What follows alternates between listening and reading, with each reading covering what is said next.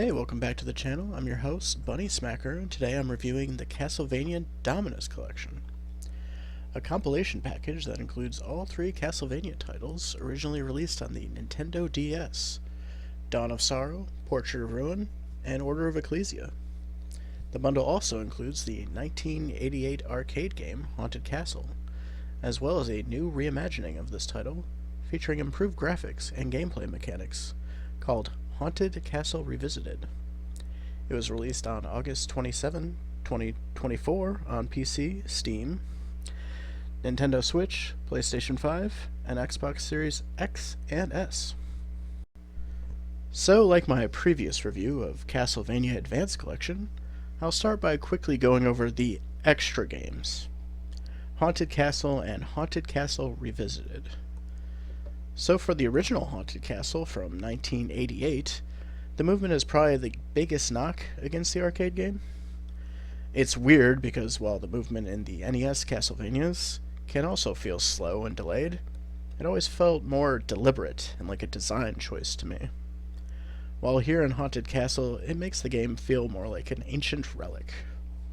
Much closer to how I feel about Atari 2600 games, like they were just before my time.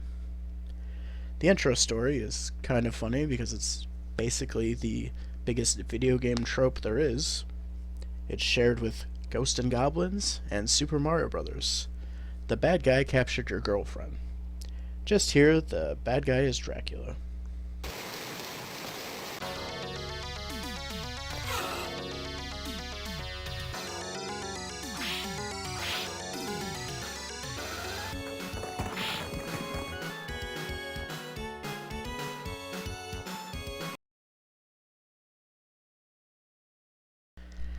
As for Haunted Castle Revisited, the gameplay feels a lot closer to Castlevania The Adventure Rebirth for the Wii Virtual Console, way back in 2009. It even has the power-up bar for your whip at the top of the screen. This whole remake is a really cool addition, as it is a new game made and added to the collection. Is it weird they did this? I mean, sure, especially since I doubt anyone was asking for it. Overall, I'm happier this was included than Dracula X was added for the Advance Collection, but it still seems fairly out of left field and not the main focus of this collection or review.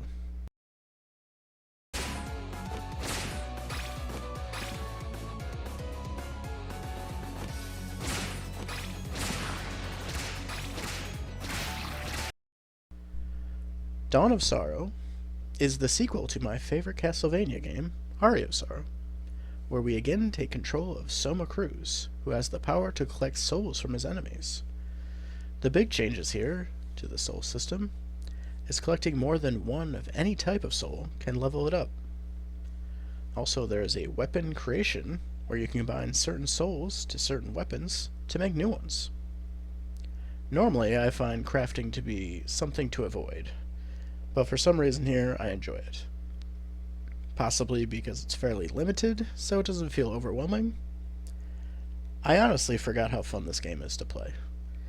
Most likely because I never replay it thanks to the touchscreen gimmick of drawing seals to finish bosses.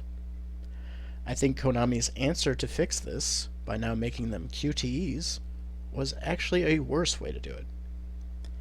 Thankfully, if you end up messing them up, like I did, the boss doesn't come back with full health, just a bit of their health, and yeah, kind of a misdirection to me. The positive part of the Dominus Collection is having the map and your equipment on the right side of the screen. Makes exploring Dracula's castle far more seamless. The original DS games, you had to have one or the other open on the bottom screen, so this is a very welcome quality of life change. This might be my second favorite Castlevania game now. I'm not too sure. But I do know the QTEs take away some of the fun of the title. But I really enjoy this gameplay, and I'm always happy collecting mini souls.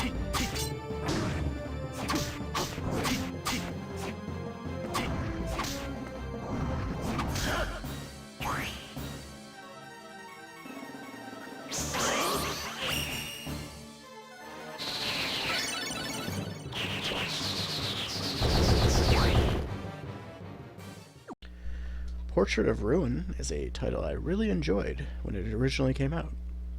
I do feel like this one will be the overlooked one of the three, because the game takes two big diversions from the Castlevania formula. The first having two swappable characters in Jonathan and Charlotte, the other being that you leave Dracula's castle via paintings to go to different areas. This last one really adds to a lot of variety of the levels, and feels like a breath of fresh air for the series.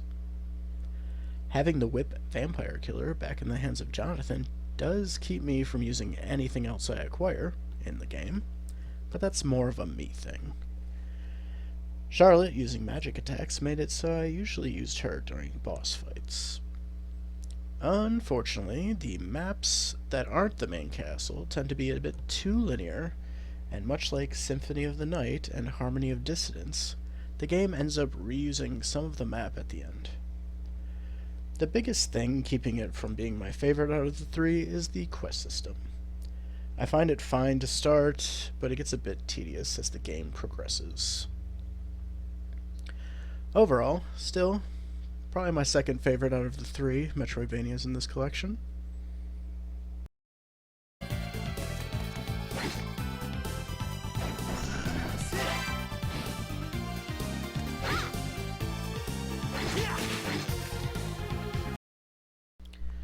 And the final game in our collection, Order of Ecclesia, changes the gameplay yet again with a glyph system, where when defeating certain enemies, you gain a glyph.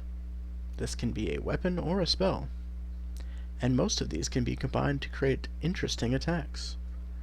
While this isn't as large as the soul system from Aria and Dawn of Sorrow, it is still a lot of fun to mess around with. The real star of Order of Ecclesia is its bosses. Each one is a spectacle and feels like a real challenge. You'll find yourself buying and crafting recovering items just to get through the game and its many bosses. The map of Order of Ecclesia has you traveling to different areas, much like Portrait of Ruin.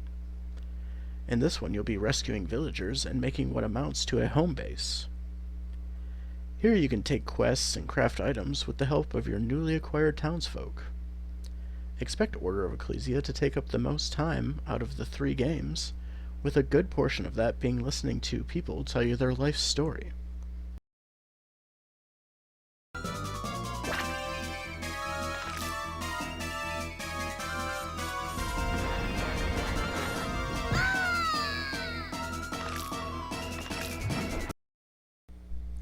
As for my final thoughts on the Castlevania Dominus Collection, I know that last bit on Order of Ecclesia sounded like I disliked the game.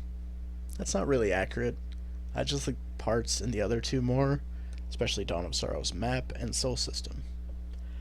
At the end of the day, this collection is 3 9 out of 10 games in one package. It's absolutely wild to me that Konami published these, which are arguably the best games in the Castlevania franchise, all on one system, then chose to kill the Metroidvanias altogether and focus on 3D Castlevania titles. As a whole package for $25.99, I think this is an easy recommend for me, and with it being Halloween time, I think it's the perfect time to play them. Thanks as always for watching the channel. I appreciate every like, comment, and subscriber. I've been Bunnysmacker, and you've been my audience. See you in the next one. Same bunny time, same bunny channel. Alright, see ya.